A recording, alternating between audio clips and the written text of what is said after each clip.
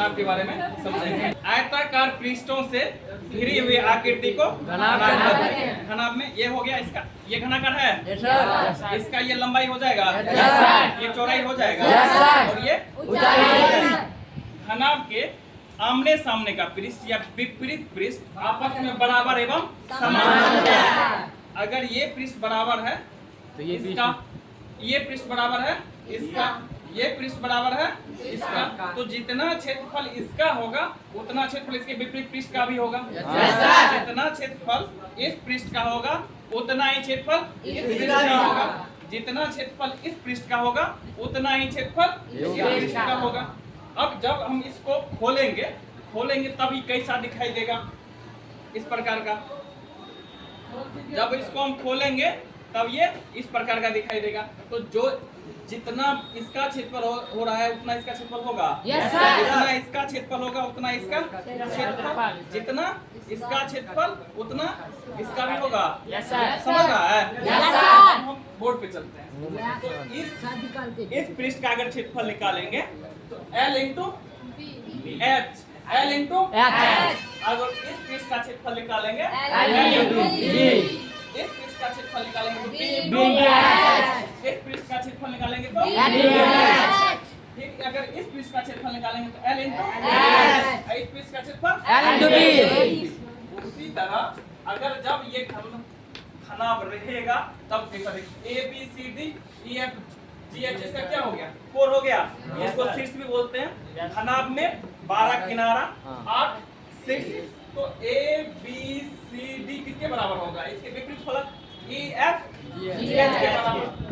B E G C B E G C किसके बराबर हो जाएगा, A B H F के बराबर हो जाएगा। और A B E F किसके बराबर हो जाएगा, A B E F बराबर हो जाएगा D C G H के बराबर। तो जितना क्षेत्रफल A B C D का उतना ही क्षेत्रफल E F G H का, जितना क्षेत्रफल B E G C का उतना ही क्षेत्रफल A D H F का, जितना क्षेत्रफल A B E F का उतना ही क्षेत्रफल B E F G H का।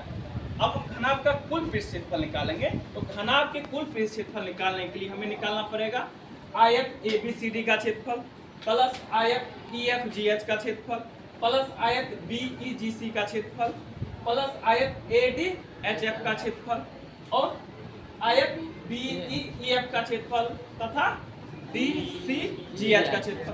तो हम पहले ABCD का क्षेत्रफल निकालेंगे। तो ABCD का ये लंबाई हो जाएगा ABCD में, ये चौड़ाई, इसका क्षेत्रफल क्या होगा, L into B। L into B। जितना क्षेत्रफल ABCD का होगा उतना ही क्षेत्रफल EFGH का होगा, उतना ही क्षेत्रफल EFGH का होगा। जितना क्षेत्रफल BEGC ये हो गया अर्थात होना चाहिए B इंटू H BEGC का क्षेत्रफल हो गया।